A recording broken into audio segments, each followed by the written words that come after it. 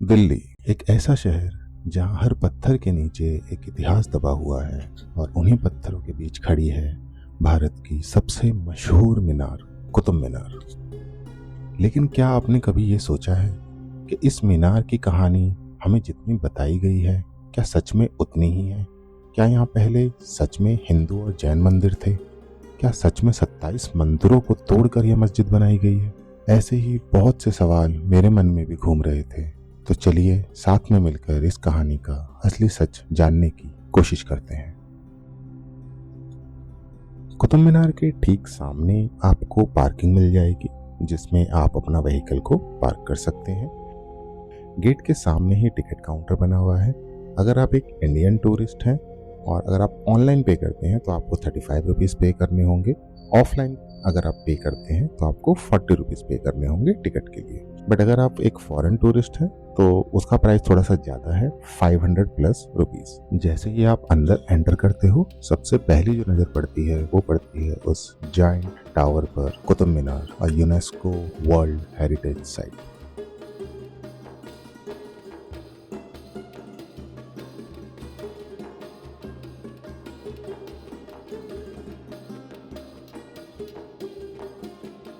कुतुब मीनार बनने से पहले दिल्ली पर राजपूतों का शासन हुआ करता था और उस समय चौहान वंश का राज चलता था। चौहान वंश के सबसे प्रसिद्ध राजा थे पृथ्वीराज चौहान। उस दौर में दिल्ली और आसपास के इलाकों में कई हिंदू और जैन मंदिर मौजूद थे।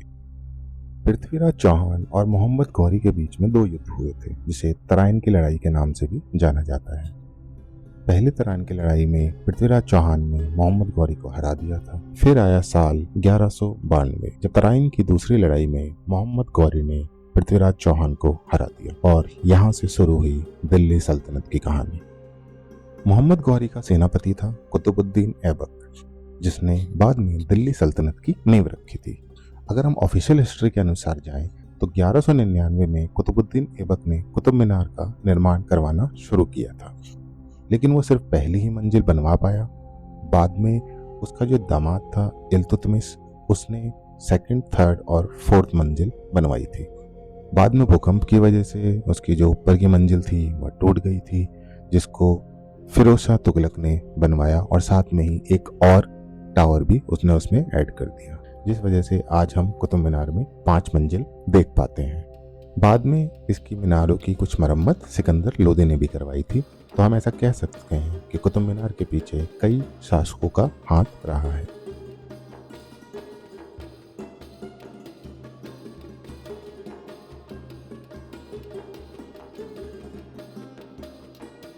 अब आते हैं सबसे कंट्रोवर्शियल थ्योरी पर।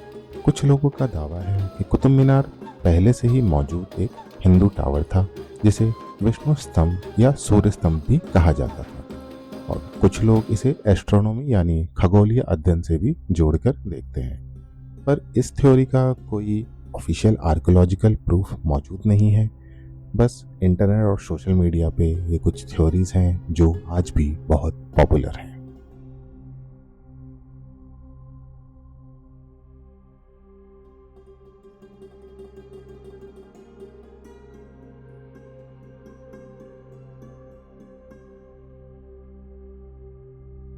अब चलते हैं अलाउद्दीन खिलजी के मदरसे और मकबरे की तरफ। सही समझा आपने, हम उसी अलाउद्दीन खिलजी की बात कर रहे हैं जिसको आपने पद्मावत मूवी में देखा होगा। इसका रोल रणवीर सिंह ने किया है। अलाउद्दीन खिलजी दिल्ली सल्तनत का एक बहुत ही पावरफुल रूलर था और उसने अपने टाइम में उसमें अपने एम्पायर को बहुत ही ज़्यादा एक्सपेंड किया। कहते हैं कि इसी कॉम्प्लेक्स में उसकी कब्र भी मौजूद है। इन दीवारों की हालत को देखकर पता चलता है कि यह कितने वक्त से यहाँ पे चुपचाप खड़ी है। 1300 सेंचुरी में अलाउद्दीन खिलजी का मकबरा बनवाया गया था और तब से ही ये यहाँ पे इस तरह से मौजूद है।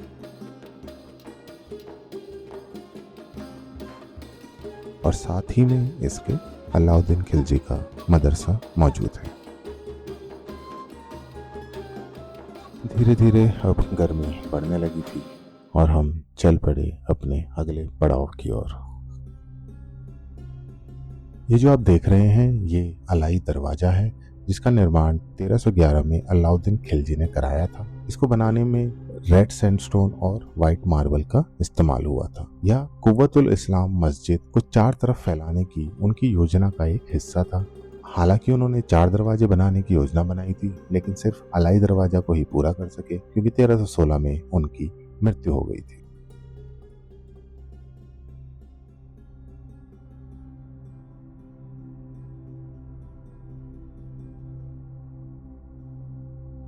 कुतुब परिसर में एक और रहस्य मौजूद है, लोहे का वह स्तंभ जो लगभग 1600 साल पुराना माना जाता है। असल में गुप्त काल में सम्राट चंद्रगुप्त द्वितीय के समय इसको बनवाया गया था। इसे शुरू में मध्य प्रदेश के विष्णु पदगिरी में स्थापित किया गया था, जहां पर यह भगवान विष्णु से जुड़ा धार्मिक स्तंभ माना जाता था। बाद में इसे दिल्ली लाया गया, संभवतः 11वीं सदी में अनंगपाल तोमर द्वारा, और फिर 13वीं सदी में कुतुब परिसर में इसको स्थापित किया गया। यह स्तंभ अपनी ऐतिहासिक और धार्मिक महत्व के साथ साथ इस बात के लिए भी प्रसिद्ध है कि इतने वर्षों के बाद भी इसमें जंग नहीं लगा है। वैज्ञानिक आज भी इसकी मेटलर्जी को लेकर रिसर्च करते हैं और माना जाता है कि यह स्तंभ गुप्त काल में बनाया गया था, यानी कुतुब परिसर का इतिहास सल्तनत से भी कई सदियों पुराना हो सकता है। इस स्तंभ के ऊपर एक गहरा छेद दिखाई देता है जो ये संकेत देता है कि इसमें पहले कोई अतिरिक्त भाग, शायद गरुड़ की मूर्ति लगाई गई थी ताकि यह भगवान विष्णु के ध्वज के रूप में इस्तेमाल हो सके।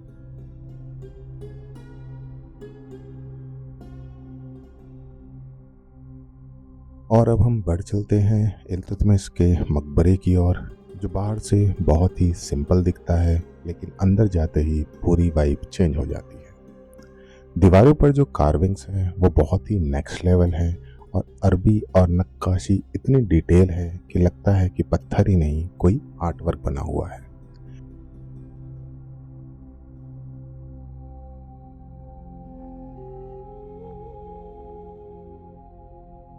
बीच में वो जो कब्र दिख रही है वह असली नहीं है, यह सिर्फ एक ऊपरी कब्र है।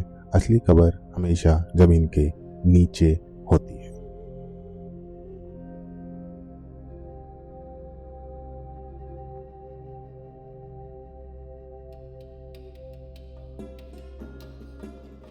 यहाँ जाने के लिए पहले स्टेयर्स भी थी जो असली दफन जगह दिखा सकती थी, लेकिन अब वो बंद कर दी गई है, पब्लिक के लिए एक्सेसिबल नहीं है। यह चीज़ इस जगह को और भी मिस्टीरियस बनाती है।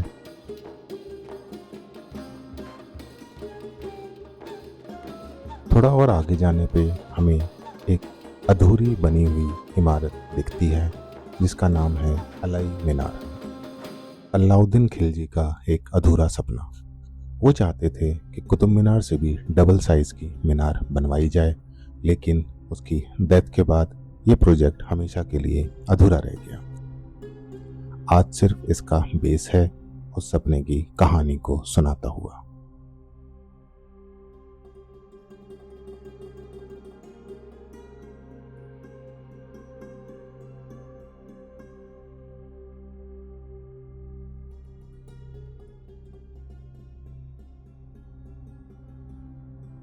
कॉम्प्लेक्स में एक और इंटरेस्टिंग चीज है सैंडरसन की सूर्य घड़ी। ब्रिटिश एरा में बनाई गई ये सनडायल टाइम मेजर करने के लिए यूज होती थी। इसमें टाइम कैसे देखते हैं ये तो मेरे को भी नहीं पता था, पर आप लोगों के लिए मैंने इसको रिकॉर्ड कर लिया ताकि अगर किसी को पता है कि इसमें टाइम कैसे देखते हैं तो वो कमेंट में बता सके कि ये सही टाइम बता रही है या नहीं।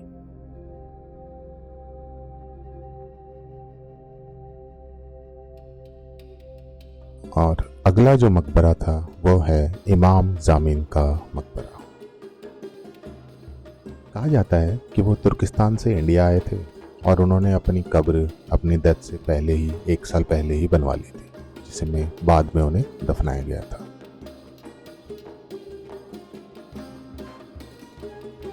और ये वही अलाई दरवाज़ा है जिसको खिलजी ने बनवाया था। इसकी कंडीशन आज भी बहुत अच्छी है। कुतुब मीनार के पास बनी हुई है कुव्वतुल इस्लाम मॉस्क, जिसका मतलब होता है इस्लाम की शक्ति, और यहाँ से शुरू होता है कुतुब मीनार से जुड़ा हुआ सबसे बड़ा विवाद। कई इतिहासकार और पुरातत्व रिपोर्ट्स के अनुसार इस मस्जिद को बनाने के लिए 27 हिंदू और जैन मंदिरों को तोड़ा गया था। इतना ही नहीं, आज भी यहाँ मौजूद खम्भों पर आपको घंटियां, कमल, कलश, देवी देवताओं की आकृतियां और मंदिर जैसी नक्काशी साफ देखी जा सकती है। सबसे बड़ा सवाल यही उठता है यहाँ पर कि अगर ये सिर्फ एक इस्लामिक स्ट्रक्चर था तो मंदिरों जैसी ये कलाकृतियां यहाँ कहाँ से आई। आर्कियोलॉजिकल सर्वे ऑफ इंडिया यानी ASI की पुरानी रिपोर्ट्स में भी यह मेंशन किया हुआ है कि मस्जिद के निर्माण में मंदिरों का अवशेष इस्तेमाल किया गया था। कई आर्कियोलॉजिस्ट ने यह भी कहा है कि वहां मंदिरों के टूटे हुए हिस्से साफ देखे जा सकते हैं।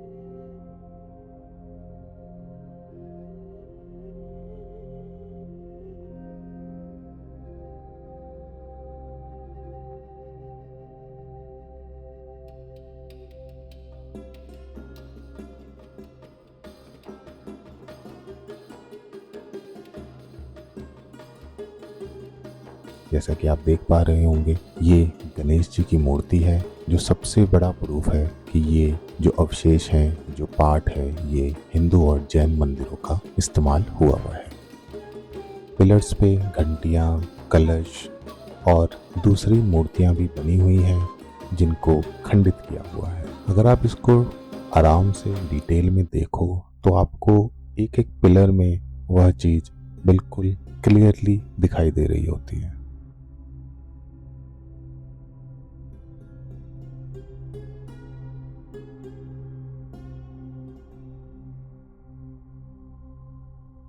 यहाँ पे बुद्धा या महावीर जी की भी मूर्ति मौजूद है, जो इस चीज़ की गवाह है कि हाँ, यहाँ पे शायद पहले जैन मंदिर और हिंदू मंदिर हुआ करते थे।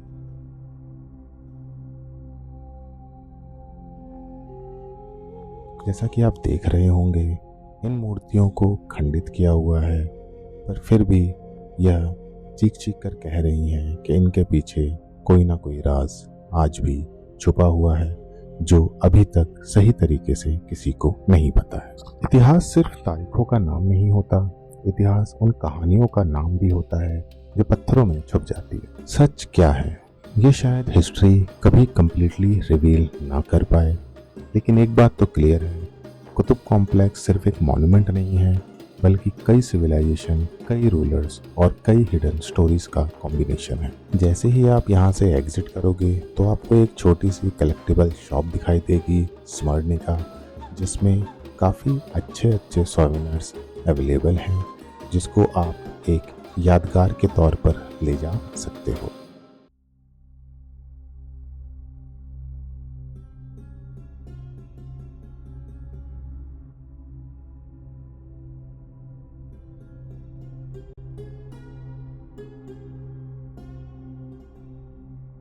अगर आपको ऐसी हिडन हिस्ट्री वीडियोस पसंद हैं तो वीडियो को लाइक करो, चैनल को सब्सक्राइब करो और कमेंट में बताओ क्या आपको लगता है कि कुतुब मीनार का पूरा सच अभी भी हिस्ट्री में छुपा हुआ है। क्या ये एक इस्लामिक स्ट्रक्चर है, क्या यह एक हिंदू स्ट्रक्चर है? ये फैसला मैं आप पे छोड़ता हूँ। यहाँ तक बने रहने के लिए आपका बहुत बहुत धन्यवाद। मिलते हैं इसी तरीके के एक अगले वीडियो में। तब तक कीप शाइनिंग, कीप स्माइलिंग।